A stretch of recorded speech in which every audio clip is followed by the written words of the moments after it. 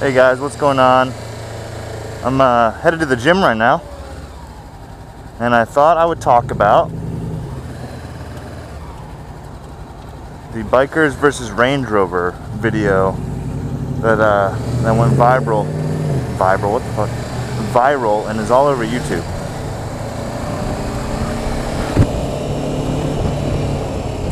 What do I think about it? I think that those guys are assholes. Now, do I think the Range Rover handled it correctly and was right in what he did? No, I do not.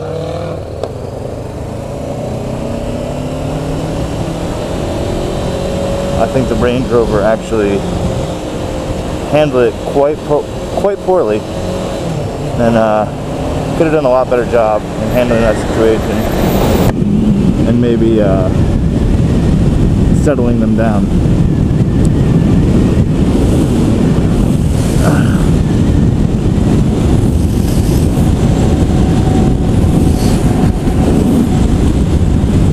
Now, you know, the first thing you see in the video is just a shit ton of riders just taking over the streets.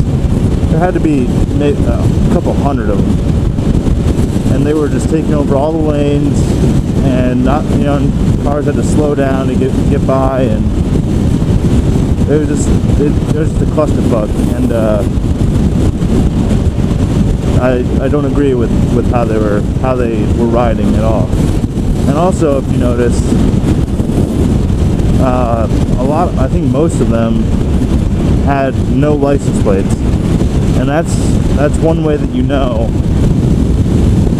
that they're looking for some trouble. Is there's no license plates. You know, if you're not rocking your license plate, obviously you don't care if you get pulled over because, you know, you're not wearing a license plate. And also, if you're on film, like they were, you don't want the cops or anybody to know who you are by looking up your license plate. So that's the first sign that they were just going out looking for some trouble. And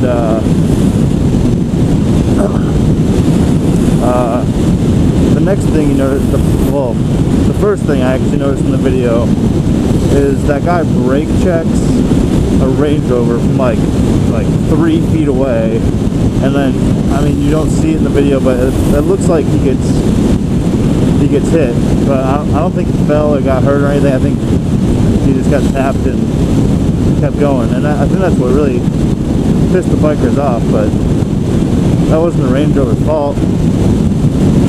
Now, I mean, if I had a guy riding that close in front of me, I probably would have slowed down, but, you know, people react differently in different situations, so you can't blame the Range Rover for that.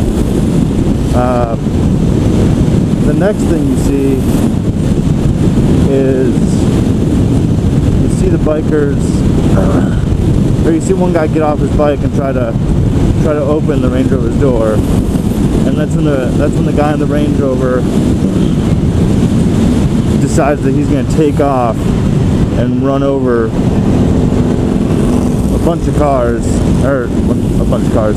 run over a bunch of bikes, and just, I mean, that was just, I don't know, I don't think I would have handled it that way. You know, all you gotta do is lock your door, and that's legitimately all you have to do. There's no reason to be running anybody over, regardless of, you know, if they're trying to intimidate you, and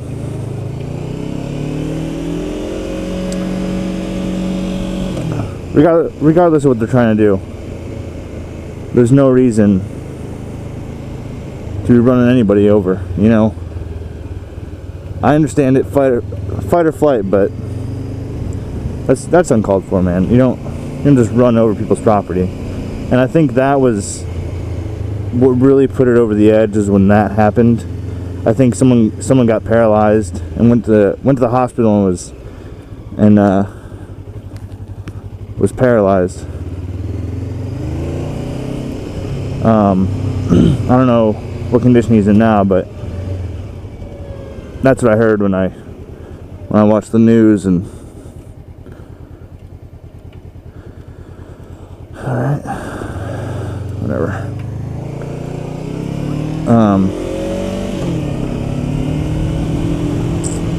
And the next thing you see after he runs everyone over is they're just following him for a while, and then he gets stuck in some traffic in the city, and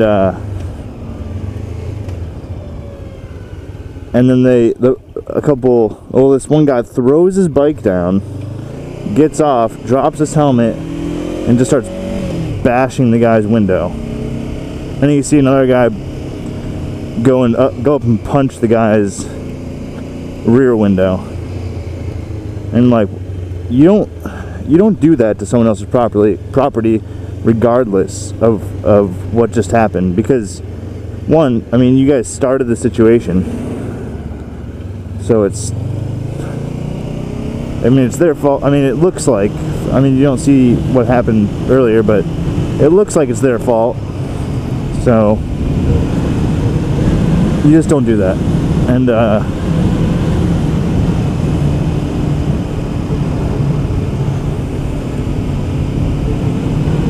then yeah, so the guy's bashing his window, and from the news reports I heard there was like a kid in the back seat and his fiance or his wife in the passenger seat. And you know, if you're and I mean, if you were to do that and my kid was in there, man, I would fucking, I don't even know what I would do. I would fuck your shit up. I'd back up, probably hit a couple bikes and run off. I mean, if I had a kid, I would kill for my kid, you know?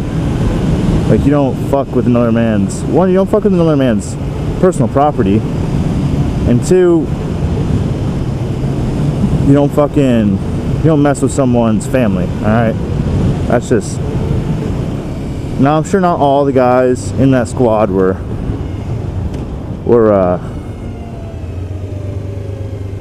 expecting this to happen and were thinking it would go that way, but you know, it's just a shitty situation. And I don't know, the Range Rover didn't exactly handle it right from the start, but it should not have escalated to that. And yeah, I mean, I hope they some of those guys get arrested or have their bikes impounded. I mean, it's just fucked up. You don't mess with another man's family or his personal property. Now, do I think all the blame was on the bikers? No. I mean, I'm sure something happened before the film that set them off, but still, you don't fucking do that. That's bullshit. So anyways, guys, thanks for watching.